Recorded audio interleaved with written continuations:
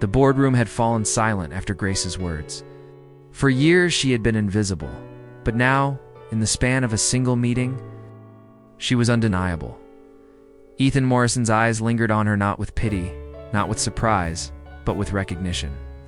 He saw what no one else had ever cared to notice. A mind like hers could change the very foundation of the company, and perhaps, just perhaps, his own life too.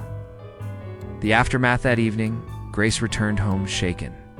Ryan, her husband, barely looked up from his phone as she walked in.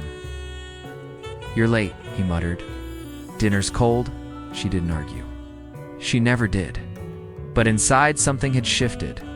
For the first time, she carried with her the memory of people listening, of people valuing her words. That memory burned brighter than Ryan's indifference. Her daughter Emma noticed. "Mommy, you're smiling," she said sleepily, tugging at her hand. Grace kissed her forehead. "Maybe things are going to change, sweetheart. A new beginning at work the next morning." Whispers ran through the office like wildfire. The secretary had silenced the board. The secretary had impressed Ethan Morrison. Some mocked her, others sneered, but a few looked at her with a newfound respect. And then, Ethan called her into his office. "Grace," he said, gesturing for her to sit. "What you did yesterday. It was extraordinary.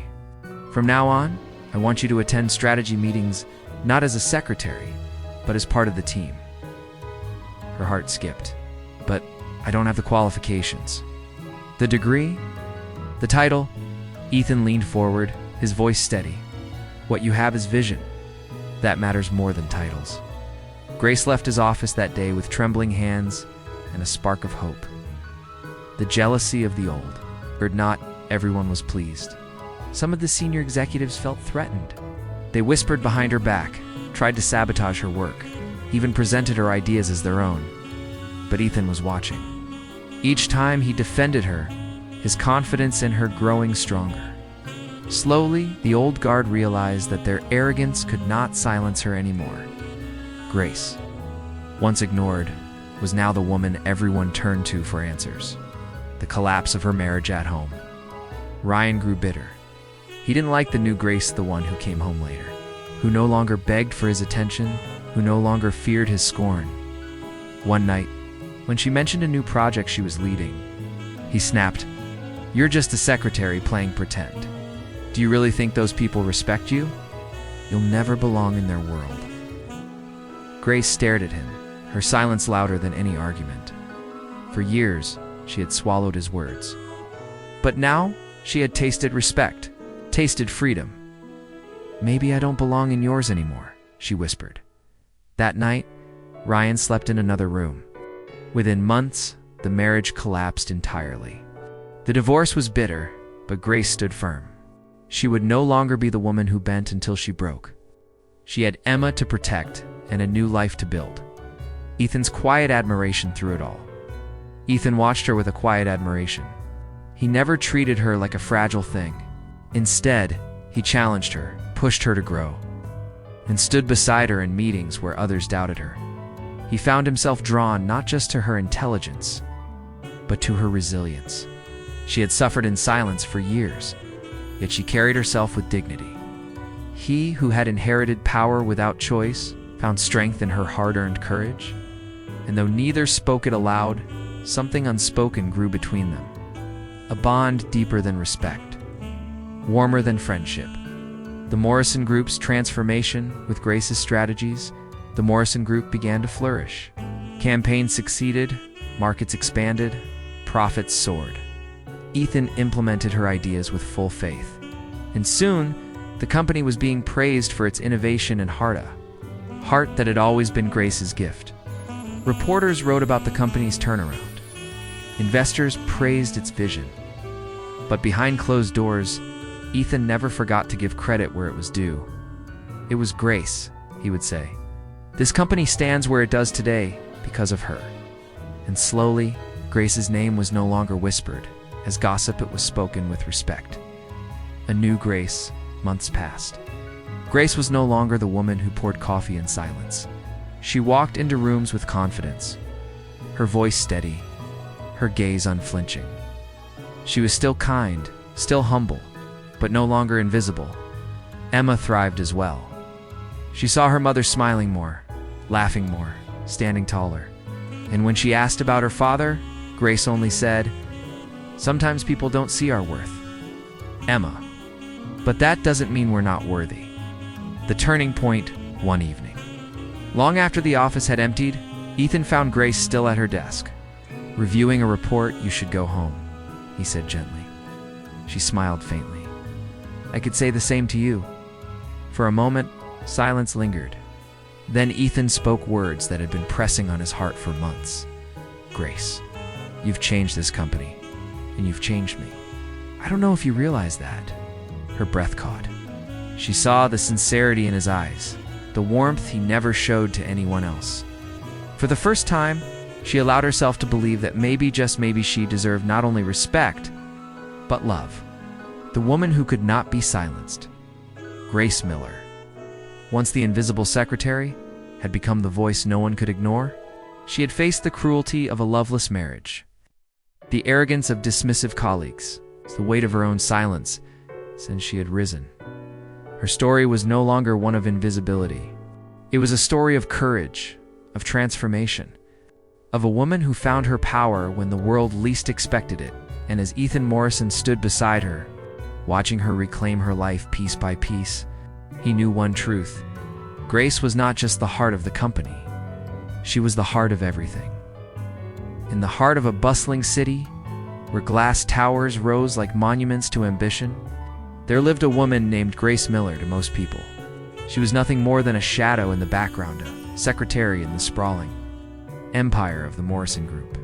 Every morning, she walked into the office with quiet footsteps, her presence barely acknowledged. She fetched coffee, arranged files, and typed emails dictated by others. No one cared about her opinions. No one cared about her dreams, but behind the silence, Grace carried a secret of brilliance that nobody saw. The life nobody envied. Grace's world was small, and at home it was even smaller.